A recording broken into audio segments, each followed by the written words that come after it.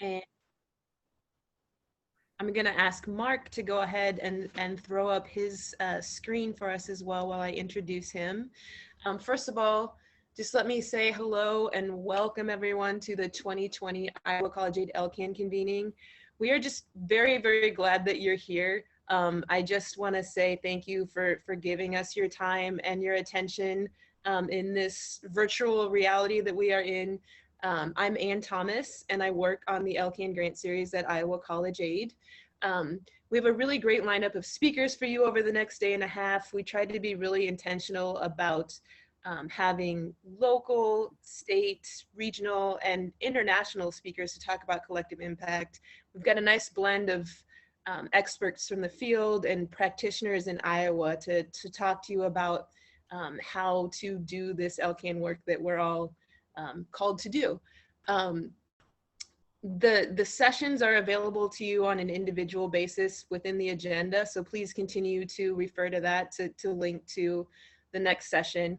Our next session after Mark starts promptly at 9, so you'll need to click over to that as soon as you can. For the rest of the sessions, we will have a 10-minute break in between. But we're very glad to have Mark Wiederspan, the director of Iowa College Aid, with us today. And if you have questions or comments for Mark, you can type them in the chat box. If we run out of time, I would ask that you just go ahead and email Mark or email myself, and I will see that he gets your questions and comments. But I would like to go ahead and introduce Mark.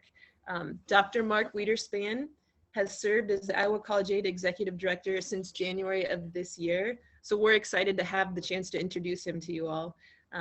Mark is a native Iowan. He joined Iowa College Aid as Executive Research Officer in June of 2018. He was named Division Administrator for Research and Communications in August of 2019. And before returning to Iowa, he was a faculty member at Arizona State University. Mark has a BA in Political Science from Nebraska Wesleyan University and an MA and PhD in Higher Education Administration from the University of Michigan's Center for the Study of Higher and Post-Secondary Education. Mark is an affiliated researcher at the University of Michigan's Education Policy Initiative, and his work has been published in academic journals, including the Journal of Higher Education, National Tax Journal, and Economics of Education Review. Mark has testified before the U.S. Senate Committee on Health, Education, Labor, and Pensions regarding the simplification of the federal student aid process, and we're really proud of him about that. And so at this time, I'm going to go ahead and turn it over to Mark. Good morning, everyone. Thank you for providing me with this opportunity to welcome you to this LCAN convening. As Ann said, I am new to this position.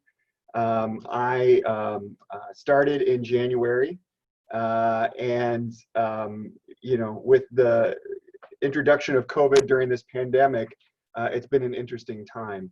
But I'm still glad that we have this opportunity to meet even in an online format. Now, if you'll notice at the beginning of every session, there will be music being played by every speaker. And if you listen closely, had chosen Bob Dylan's Rolling Stone. I didn't pick that song for any particular meaning or for some underlying message.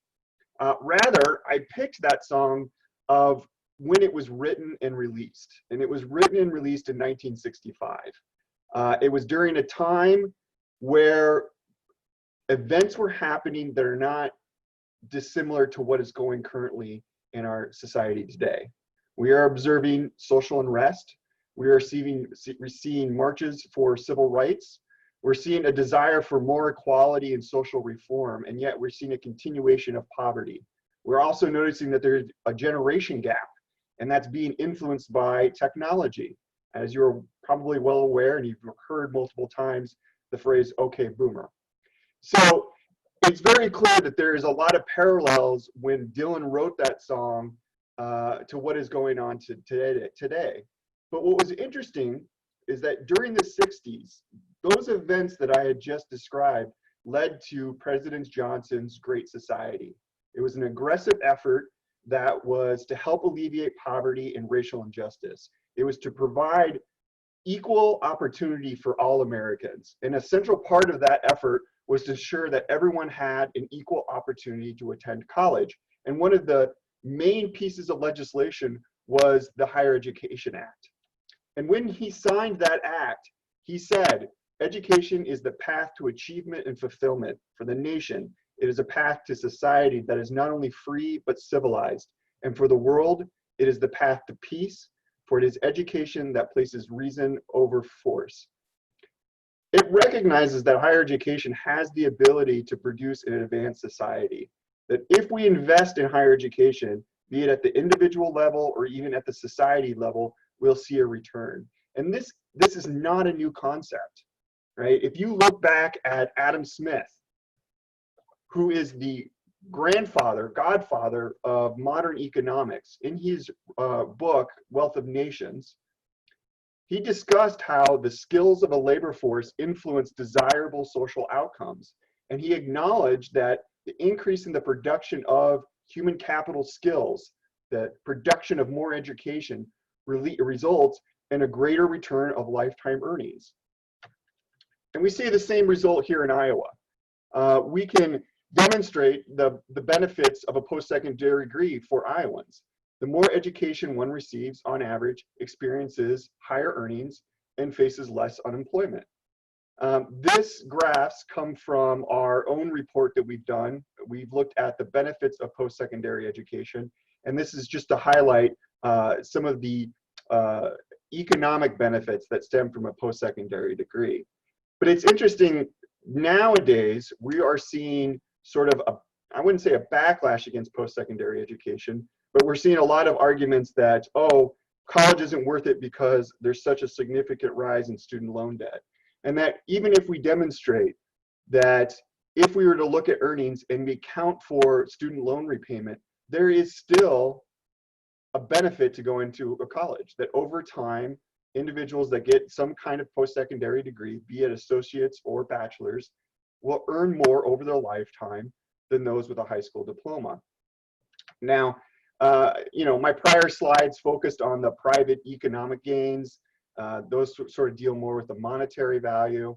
I put this one up here. It's called the array of higher education benefits.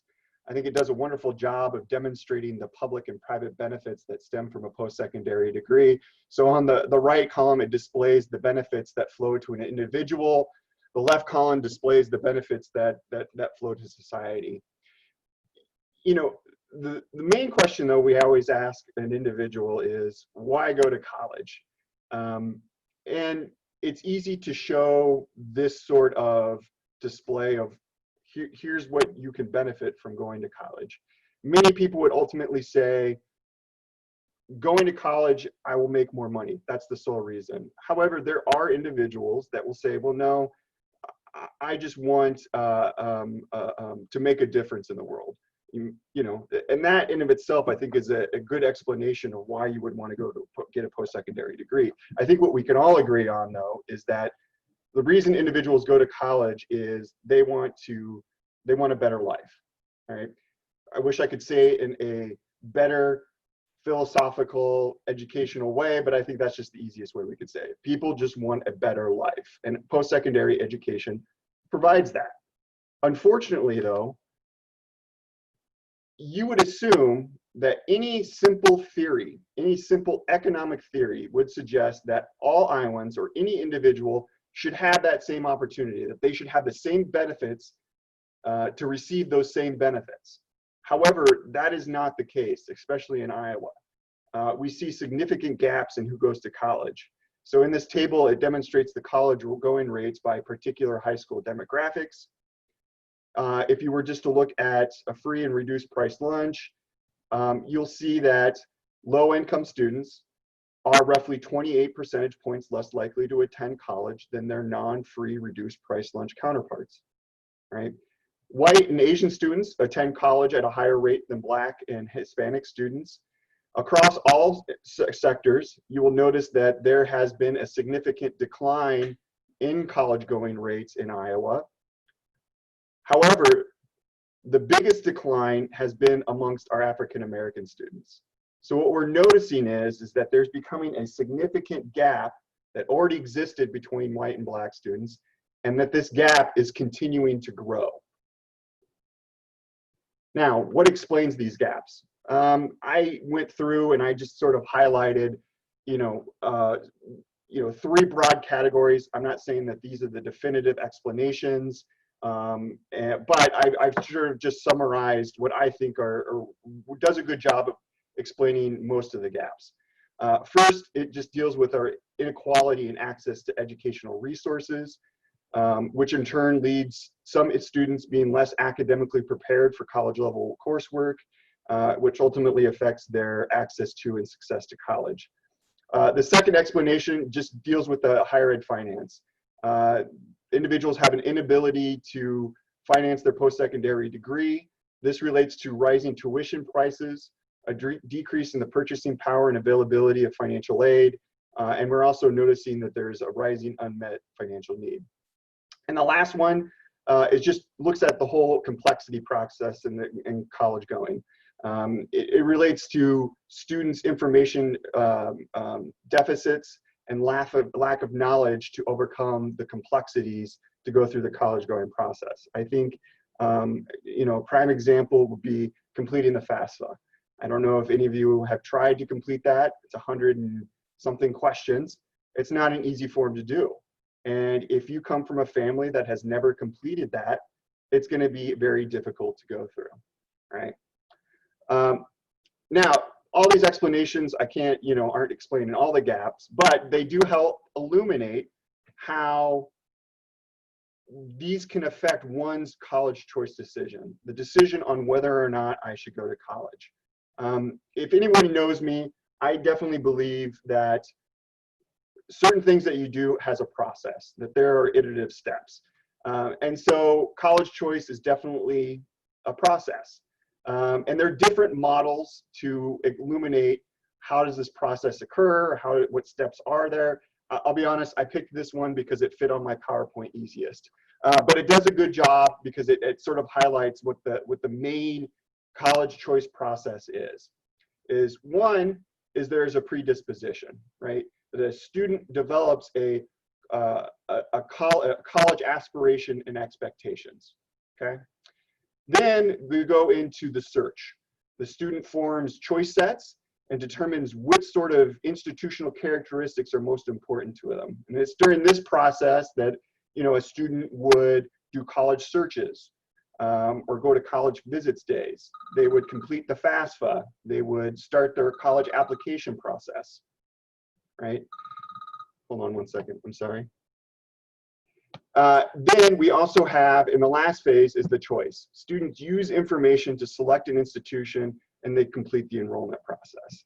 So throughout this process, though, the student is questioning, should I go to college? Should I not go to college? And as they gather information, it helps them form their decisions, be it to go to college, not to go to college. Should I go to this institution, not this institution? I think the most important thing to realize from this is that individuals just don't wake up one day and say, I'm going to college. And then later on in the afternoon, they enroll. It's feasible, it's possible with the way technology is today that some individuals can do that. But I would think for the vast majority, many individuals go through this iterative process. Now, what this model doesn't fully explore or demonstrate is how one's situated context affects their decisions. It doesn't really take into account the different information that they receive from different people and how that can affect their decisions. So I also put this up there, this Venn diagram helps a little bit more of understanding how the external factors can play a role in college choice decisions. So I think what's most applicable for this group would be layer 2, is that a school and community context can influence and support college decisions. The resources that a community and school provides can help tailor an individual's decisions on where they want to go, how they want to go, and whether or not they want to go, right? And so we can see that a community aspect does have positive influence on college choice decisions. I'll use, for example, I don't know if anyone's familiar with the Kalamazoo Promise. Kalamazoo Promise was a community initiative where community leaders got together and they developed a new financial aid program that said, if a student lives within the Kalamazoo school district and attends school from kindergarten all the way to 12th grade, graduates high school, we will pay for that individual's post-secondary degree, no questions asked. Sorry, their tuition. We'll pay for their tuition, no questions asked, right? If that sounds familiar, because Tennessee is doing something like that, it's because that Kalamazoo was the basis for it, right? And even here in Iowa, we have the Future Ready Iowa, we have the Last Dollar Scholarship. It's tailored after that Kalamazoo Promise. So it's very vital that a community can not only have an impact at a local level, but on a national level too, right? So my hope is, and I'm not pushing for everyone to suggest now that we should all create a Kalamazoo Promise, but rather I'm sort of trying to demonstrate that a community can have a positive impact on their local area. And I hope that this convening provides you with an opportunity to utilize the collective impact framework in order to support post-secondary decisions for individuals in your community, right? We at Iowa College Aid have a very particular vested interest in how you do this because it aligns with our mission. Our mission is to advocate for and support Iowans as they explore, finance, and complete educational opportunities beyond high school to increase family and community success. So why is this our mission? Because we believe that college changes everything, right? For those that don't know, Iowa College Aid is a state agency. We are the only state agency that is focused on higher education broadly. We're not focused on one particular educational sector, nor are we focused on one particular aspect of higher education. We are focused on promoting post-secondary education for everyone in Iowa. And we do it through our administration of the state's financial aid programs. We also oversee the state's post-secondary authorization. You will notice later on we have expanded greatly on our research.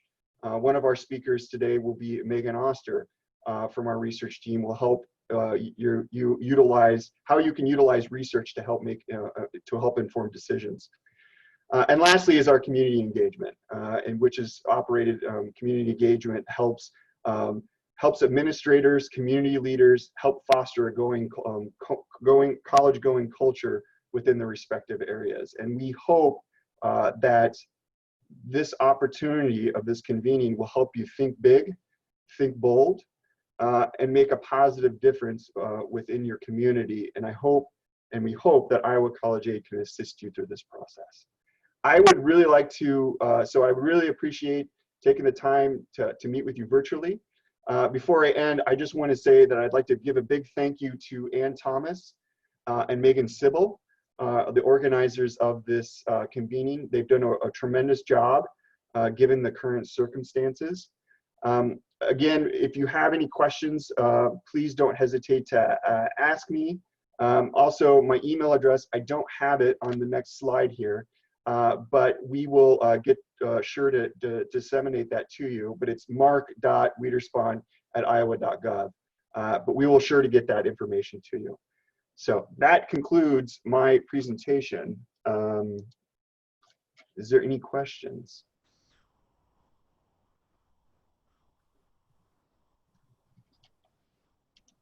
If there are any questions, you can go ahead and type them into the chat or the Q&A. And I just want to say thank you, Mark. I think that was a wonderful way to kick us off for the next day and a half. So if there are any comments or questions that you have right now, go ahead and type those in. And otherwise, you know, we might have a little bit of a break to get on to the next session starting at 9. And I also want to say thank you to Tressa Schultz, our communications specialist that is doing all the heavy lifting in the background for us today and leading up to the event. There's a lot of things that go into a virtual convening, and we are learning as we go. So if there aren't any comments, I just want to say thanks again, Mark. And we just look forward to this next day and a half with you all. So we'll see you all at 9. Thank you. Thanks.